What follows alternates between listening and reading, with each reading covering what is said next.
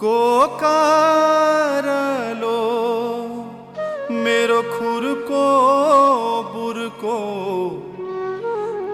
भट्यालू अब मैं कुमा मेरो बीरू हर चीज गई उत्तराखंड की रैली माँ को कारलो मेरो खुर को बुर को बोलालू अब मैं कुमा मेरो बीरू मारे गई उत्तराखंड की रैली माँ।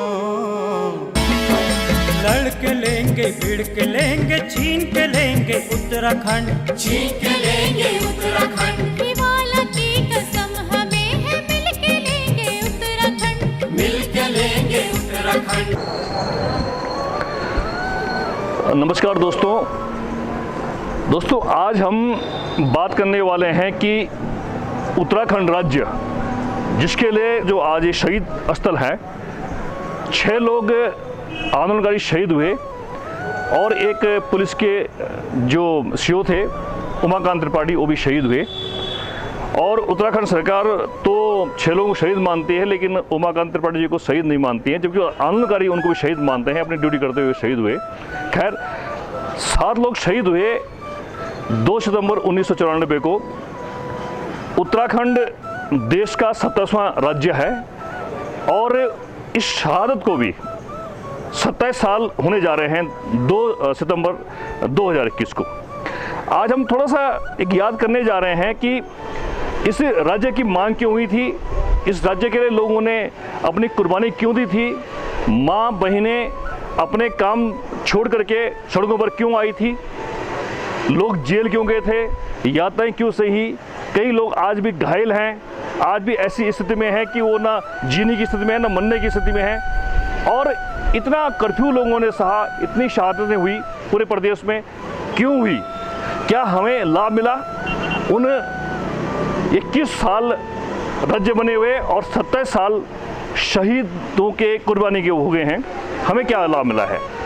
हमने इस राज्य की जो कल्पना की थी उसमें हमने एक बहुत सुंदर उत्तराखंड राज्य देखा था, एक आदर्श उत्तराखंड राज्य देखा था जहाँ भ्रष्टाचार नहीं होगा, जहाँ गरीबी नहीं होगी, जहाँ सारी सुविधाएं होंगी, जहाँ बेसिक जो ज़रूरतें होती हैं, शिक्षा, स्वास्थ्य और सड़कें, ये सब बातें होंगी। क्या हम उसमें आगे बढ़े हैं? हम क्योंकि उत्तर प्रदेश में बहुत कुंठित थे, वहाँ हमारी उपेक्षा होती थी, हमारा वहाँ पर निरादर होता था, इसलिए हम लोगों ने ये मांग उठाई थी और हम अलग प्रदेश बने थे। पर आज हम थोड़ा बात करने वाले हैं कि क्या हम उस जो राज्य हमने मांगा था उसमें हम आगे बढ़े हैं, जो हमारी ज़रूरतें थी, जो हमारी मांग थी, क्या हम उस प्रदेश में आगे बढ़े हैं? बात करें तो बहुत सारी बातें हैं, रोजगार की बातें हैं, सड़क की बातें हैं, स्वास्थ्य की बातें हैं और सबसे बड़ा मुद्दा पलायन का है। सोचा ये था कि जो उत्तराखंड राज्य बनेगा तो जो पहाड़ों से पलायन हो रखा है बहुत कम मात्रा में, दिल्ली और बॉम्बे दूसरे शहरों में जो लोग हैं वो वापस आएंगे, लेकिन हो उल्टा रहा है। आज लगभग पूरे पहाड़ खाली हैं, गांव खाली हैं, बहुत सारे गांव बंजर पड़े हुए हैं और लोग जो हैं देहरादून, दिल्ली, मुंबई और विदेश जाने को मजबूर हैं। तो हम इसी में बात करने वाले हैं और मैं चाहूँगा हमारे साथ जो है श्री श्रीपद कन्नारी जी हैं जो उत्तराखंड राज्य आंदोलनकारी हैं। कन्नारी जी, थोड़ा सा आपसे जानना चाहेंगे उम्मीदों को लेकर के आपने आंदोलन लड़ा, ये उत्तराखंड राज्य बना, आज 21 साल हो गए हैं, कई मुख्यमंत्री यहाँ चेंज हो गए हैं, तो क्या हम उस उत्तराखंड राज्य के लक्ष्य में कुछ आगे बढ़ पाए हैं? कितना आगे बढ़ पाए हैं? पृथक उत्तराखंड राज्य की मांग के पीछे सबसे बड़ा मकसद ये था कि इस क्षेत्र का जो भौगोलिक स्थिति से बहुत ही ज़्यादा पिछड़ा हुआ था और आर्थिक रूप से भी यहाँ की भौगोलिक स्थिति ऐसी नहीं थी कि ये उत्तर प्रदेश के साथ रह के इसका विकास हो सके। इसलिए यहाँ के ये पृथक उत्तराखंड राज्य की मांग के लिए अलग आंदोलन हुआ था, जो कि बहुत ही ज़बरदस्त ढंग से एक पूरा जन सहयोग मिला था पूरे उत्तराखंड का, मातृशक्ति से लेकर छात्र शक्ति, युवा शक्ति सब इसमें सम्मिलित रहे। लेकिन उन भावनाओं पे, जो आंदोलनकारियों की जो भावना का जो राज्य था, उस भावनाओं पे कोई भी काम आज तक नहीं हुआ। यहाँ तक कि जो मूलभूत सुविधाएं जो थी, शिक्षा, स्वास्थ्य की जो है, वो भी यहाँ पे कहीं धरातल पे नहीं है। हाँ, विकास हुआ है यहाँ उत्तराखंड में, कुछ सफ़ेदपोश नेताओं का उनका विकास हुआ है। जिनके पास कुछ नहीं था, उनके पास बड़े बड़े महल नुमा मकान बने हुए हैं उनके, आखिर कहाँ से आए ये पैसे? जिनके पास कोई रोज़गार नहीं है, जिन राजनेताओं के पास, उनके पास इतनी बड़ी संपत्ति कहाँ से आई? ये भी एक सोचने विषय है। आम जनता इसमें पिसती गई, आम जनता उत्तराखंड की और गरीब होती गई। पलायन जोरों पर है। सरकार ने क्या करा? पलायन आयोग का एक पलायन आयोग बनाया। उस पलायन आयोग का काम क्या रह गया? केवल यहाँ पे खाली गिनती गिनने की इतने आदमी यहाँ से गए, इसके अलावा और कोई नहीं। पलायन के बारे में कोई भी सोचा नहीं कि पलायन कैसे रुकेगा। इस हर मुद्दे पे सरकारें फेल रही। इन 21 सालों में 11 मुख्यमंत्री बदले गए हैं। 11 मुख्यमंत्री, ये भी इतिहास है यहाँ। इतने कम समय में, इतने से छोटे राज्य में 11 मुख्यमंत्री बन रहे, ये भी अपने आप में एक बहुत बड़ी विडंबना है। केवल भूतपूर्व मुख्यमंत्री बनते जाएंगे, उनके लिए सुविधाएं कहाँ से आएंगी? या आम जनता का पैसा ही तो जा रहा है उसमें, जो टैक्स पेयर है उनका पैसा जा रहा है। सबसे बड़ा दुर्भाग्य ये है कि यहाँ के जो हमारे राजनेता जो हैं, इस पहाड़ी प्रदेश के बारे में उन्होंने कभी नहीं सोचा। केवल कुछ मैदानी क्षेत्रों तक ही उनका विकास सीमित रहा है, जैसे हरिद्वार, उधम सिंह नगर, इन्हीं में उन्होंने काम करा। बाकी पहाड़ को उन्होंने ऐसे ही छोड़ दिया। पहाड़ आज ऐसी हालत में है कि जो पहले थे उससे भी बदतर हालत में हो गए हैं। गाँव के गाँव खाली हो चुके हैं, कोई भी सुविधा नहीं है। जी, कोई भी सुविधाएं नहीं हैं। अगर हम बात करें, हम आज जहाँ खड़े हैं पर्यटन नगरी मसूरी में, मसूरी विधानसभा ये आती है, और हम उस स्थान पर खड़े हैं जहां 7 लोग शहीद हुए हैं राज्य के लिए। हम अगर मसूरी की बात करें, अगर हम पर्यटन स्थल, क्योंकि मसूरी का प्रमुख पर्यटन स्थल मसूरी है, और पिछले 21 साल में जो राज्य बने हुए सरकारें आ चुकी हैं, जैसे आप कह रहे हैं 11 मुख्यमंत्री बदले जा चुके हैं, इसमें लगभग जो है मुख्य रूप से भाजपा और कांग्रेस की सरकार आती रही हैं। अगर हम बात करें 21 सालों में नए राज्य बने हुए, तो आपको जो 21 साल से पहले मसूरी में जो विकास था और 21 साल बाद जो आज हैं, कितना विकास हुआ है मसूरी का इन 21 सालों में? कोई भी विकास नहीं हुआ। विकास हुआ तो यहाँ पे खाली पूंजीपतियों का हुआ। जिनका एक होटल तो उनके 2 बन गए हैं। आम आदमी पिसता गया है, गरीब गरीब होता गया है। यहाँ पे शिक्षा का हालत देख लीजिए, स्वास्थ्य के देख लीजिए। यहाँ पे जो हॉस्पिटल थे वो हॉस्पिटल बंद के कगार पे आ गए। एक प्राथमिक हॉस्पिटल था यहाँ पे, जिसको सिविल हॉस्पिटल बोलते थे पहले, यहाँ पे वो बंद हो चुका है। सेंट मरीज जो है वो बंद हो चुका है। आम जो कि बिल्कुल मसूरी के हार्ट में था, बिल्कुल हृदय स्थल जिसको बोलते हैं, वहाँ पे था, लेकिन वो उसको भी उन्होंने बंद कर दिया। सिविल हॉस्पिटल बना है, सिविल हॉस्पिटल में 4 ICU बेड आए हैं, लगभग 3 करोड़ रुपए की लागत से आए। उनको मैनेज करने वाला कोई भी नहीं है। आखिर अगर कोई आदमी ICU में चले गया, वेंटिलेटर आ गए वहाँ पे, लेकिन उनको जब मैनेज करने वाला ही कोई नहीं होगा, कोई स्टाफ ही नहीं है, तो क्या करेगा आदमी? बीमार आदमी तो खुद अपना आदमी उसको मेंटेन नहीं कर सकते। यहाँ पे पार्किंग की समस्या जैसी की तैसी है। 10 साल हो चुके होते हैं लगभग। एक पार्किंग बन रही थी, बहुत जैसे पार्किंग जो बन रही थी किंगटेक में, वो भी आज की वैसी है। अभी तक उसका कोई वो नहीं है। कई उसमें कार्यदायी संस्था अलग अलग बदली गई, लेकिन वो निर्माण कार्य वैसे वैसे अभी तक उसमें कोई भी प्रगति नहीं, कोई भी एक नई पार्किंग नहीं बनी। जो पार्किंग थी भी, वो भी आज के टाइम पे बिल्कुल खस्ता हालत में पहुँच चुकी हैं। उनका भी कोई रख रखाव नहीं है। आम मसूरी की और अन्य जो समस्याएँ हैं, उन्हीं में आप देख लीजिए। यहाँ पे अच्छे ढंग के स्कूल नहीं है, जो स्कूल थे भी महंगे स्कूल हैं, वहाँ पे आम जनता का कोई, मसूरी के वालों को कोई लाभ नहीं मिल पाता। यहाँ पर पेयजल की बड़ी बड़ी बातें होती हैं। पेयजल की समस्या जो कि बनी हुई है, पार्किंग की समस्या आपने बताई जैसे कि बनी हुई है, स्वास्थ्य की, शिक्षा की। और एक बात और जोड़ना चाहूँगा मैं इसमें कन्हैया जी आपकी बात में, कि देखिए एक समय में मसूरी जो है खेल नगरी के रूप में जानी जाती थी। मतलब यहाँ के दुनिया के सबसे बड़े खेल, चाहे स्केटिंग की बात हो और तमाम खेल, यहाँ पर हॉकी का खेल हो, यहाँ पर हुआ करता था। लेकिन आज मसूरी में एक खेल का मैदान नहीं रह गया है। और मसूरी के जो कलाकार हैं, वो भी एक अंतर्राष्ट्रीय ख्याति के कलाकार मसूरी ने दिए हैं। लेकिन आज नई पीढ़ी के कलाकार यहाँ पर आगे नहीं बढ़ पा रहे हैं, क्योंकि एक भी ऑडिटोरियम मसूरी में नहीं है। मसूरी के जो स्थानीय बच्चे हैं, उनके खेलने के लिए एक पार्क नहीं रह गया मसूरी का कहीं पर। तो और ये लगभग पिछले 21 साल में हुआ है। मसूरी के जो खेलने वाले पार्क थे, वहाँ पर जो है पूंजीपतियों के होटल बन गए और उनके रेस्टोरेंट बन गए और तमाम चीज़ों पर जो है एक ग्रहण लग चुका है। और ये कुल मिलाकर के आज उत्तराखंड का जो आम व्यक्ति है और उत्तराखंड के आंदोलनकारी हैं, वो अपने आप को छिले हुए महसूस कर रहे हैं, उपेक्षित महसूस। बिल्कुल। तो कुल मिलाकर के हम यही बात एक करने जा रहे हैं कि आखिरकार हमारे इन 21 सालों में राज्य बने हुए और 27 सालों में जो हमारे शहीदों की कुर्बानी हुई है, उसमें उत्तराखंड राज्य ने और मसूरी ने क्या खोया और क्या पाया। इसी तरह की हम अन्य बात अभी आपको आगे और भी दिखाएंगे। देखिए, मैं इस समय उत्तराखंड पर्यटन विभाग के ऑफिस मसूरी के बाहर खड़ा हूँ और आप ये देख रहे हैं यहाँ पर ताला लगा हुआ है। और ताला इसलिए लगा हुआ है कि आज संडे है। हालांकि उत्तराखंड एक पर्यटन प्रदेश है और यहाँ संडे को, ये तो है नहीं कि यहाँ पर टूरिस्ट आ रहे हों। अगर संडे को कोई टूरिस्ट यहाँ मसूरी आता है तो क्या उसको गाइड नहीं किया जाएगा? तो संडे को भी जो है उत्तराखंड के तमाम टूरिज्म ऑफिस खुलने चाहिए। सरकार को एक नीति तो ऐसी बनानी चाहिए। पर मैं मुख्य बात ये कहना चाहता हूँ कि मसूरी ने पिछले 21 साल में और शहादत के 17 साल में क्या पाया और क्या खोया है।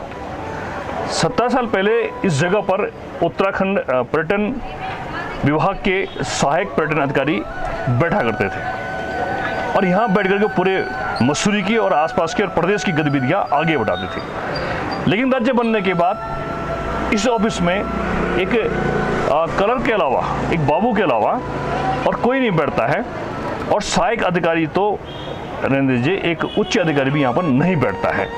तो जब यहाँ पे उच्च अधिकारी नहीं बैठेगा तो स्वाभाविक है मसूरी और आसपास के विकास पे उसका असर पड़ेगा। तो एक तो राज्य बनने के बाद मसूरी ने ये खोया है कि जो 21 साल पहले, 17 साल पहले यहाँ पर पर्यटन ऑफिस में सहायक पर्यटन अधिकारी बैठते थे, वो अब यहाँ बैठना बंद हो गए हैं। राज्य निर्माण के जो 21 साल हैं, इन 21 सालों में मसूरी ने जो खोया है उसमें एक ये सेंट मैरीज अस्पताल भी है, मसूरी वासियों का एक प्रमुख अस्पताल, जहाँ से कि मसूरी के आम लोगों का उपचार होता था।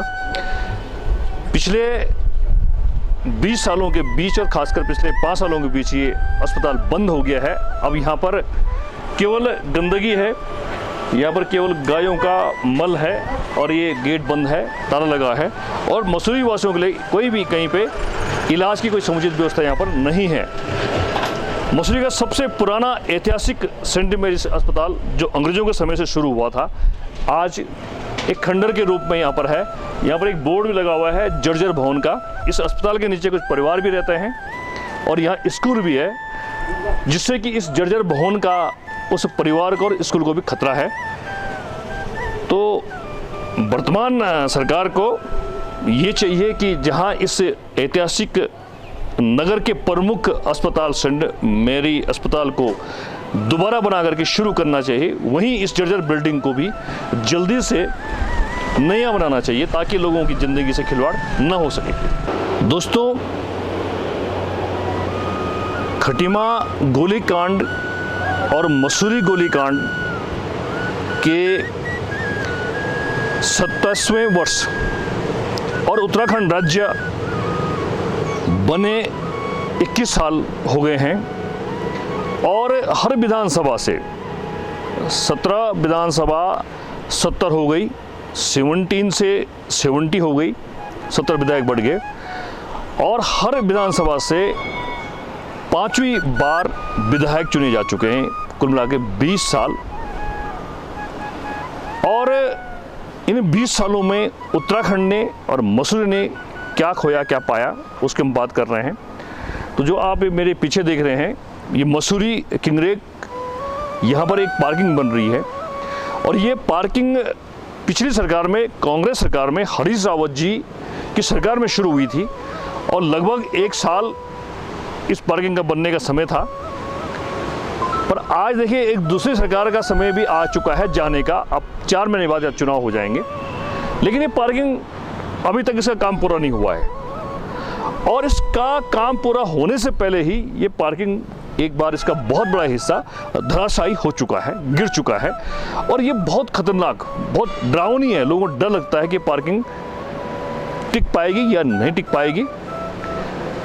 ये तो भविष्य के गर्भ में है, लेकिन पिछले 21 साल में और पिछले 2 सरकारों के कार्यकाल में हम एक पार्किंग का निर्माण भी मसूरी में नहीं कर पाए, जबकि राज्य निर्माण से पहले से ही यहाँ पर पार्किंग की जरूरत महसूस की जा रही है।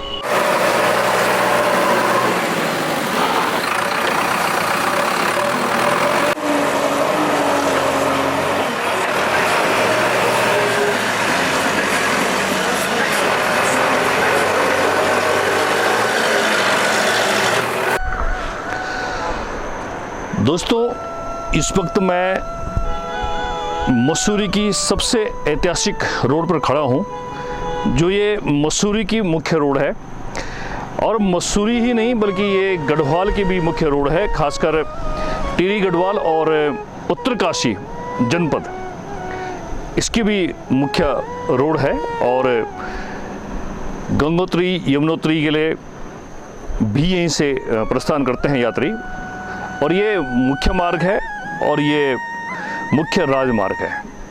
लेकिन मेरे पीछे, ठीक पीछे आप देखिए एक बहुत बड़ा पहाड़ गिरा हुआ है, खिसक रहा है और वहाँ लगातार जेसीबी द्वारा जो है मलबा हटाया जा रहा है। अभी कुछ समय पहले तक यहाँ पर बहुत बड़ा जाम था और 3-3 घंटे 6-6 घंटे लोग जाम में फंस रहे हैं। और कोई दिन ऐसा नहीं है जब यहाँ पर जो है ऊपर से पहाड़ न खिसकता हो, मलबा ना आता हो, बड़े बड़े बोल्डर ना आते हों और कई बार तो लोगों की गाड़ियों पे पत्थर गिर जाते हैं, लोग चोटिल हो जाते हैं। पिछले इस राज्य बनने के, सरकारें बनने के 21 साल में हमने क्या पाया, क्या खोया, मसूरी वासियों ने खासकर, उसमें से एक ये रोड भी हम कहेंगे कि अभी हमने खोई है। ये जो रोड मैं कह रहा था कि ऐतिहासिक रोड है, उसका कारण ये है कि ये जब हमारा देश आज़ाद नहीं हुआ था तो अंग्रेज़ों के समय की बनी हुई ये रोड है और उन्होंने बहुत ही अच्छी इंजीनियरिंग के साथ ये रोड बनाई है। पता नहीं लगता कि देहरादून से कब आदमी मसूरी आ गया, कहीं पे भी अनावश्यक चढ़ाई और उतराई नहीं है। और ये रोड कभी नहीं गिरती थी। हमारी बाकी पहाड़ों की रोड बंद होती थी, चंबा की रोड बंद होती थी, ऋषिकेश से चंबा वाली, तो लोग यहाँ से ट्रैफिक लेकर के यहाँ से जाते थे क्योंकि रोड कोई बंद नहीं होती थी। लेकिन पिछले 5 सालों में वोल्वो बस के नाम पर इस रोड को PWD विभाग ने जगह जगह काट दिया है और बेतरतीब ढंग से काटा गया है, बिना वैज्ञानिक ढंग से काटा गया है, जिससे ये हर बरसात, छोटी सी बरसात होने पर भी गिर पड़ता है। और पिछले 2-3 सालों से यहाँ पर लोग बहुत तकलीफ में यहाँ से आवागमन कर रहे हैं। तो विकास के नाम पर रोड काटी गई, ये ठीक है, लेकिन उस रोड का लाभ मिलना चाहिए। और जब यहाँ पे बरसातें नहीं होती हैं तो उसका ट्रीटमेंट होना चाहिए था रोड का, जो विभाग द्वारा नहीं किया गया और उसका खामियाजा आज यहाँ पे जो यात्री हैं, जो लोग हैं, वो उठाते हैं और अपनी जान का जोखिम उठाकर जाते हैं। तो निसंदेह विकास होना चाहिए, लेकिन ऐसा विकास नहीं होना चाहिए जिससे कि लोगों की जान जोखिम में पड़ जाए और रोड बंद हो जाए, क्योंकि मुख्य पर्यटक स्थल है। तो एक ये भी स्थान है जहाँ पर सरकार को इस बारे में रोड हमारी अच्छी हो सोचना चाहिए। को कार लो मेरो खुर को बुर को भट्यालू अब मैं कूमा मेरो बीरू हर चीज गई उत्तराखंड की रैली माँ को कर लो मेरो खुर को बुर को बोला लू अब मैं कूमा मेरो बीरू मारे गई उत्तराखंड की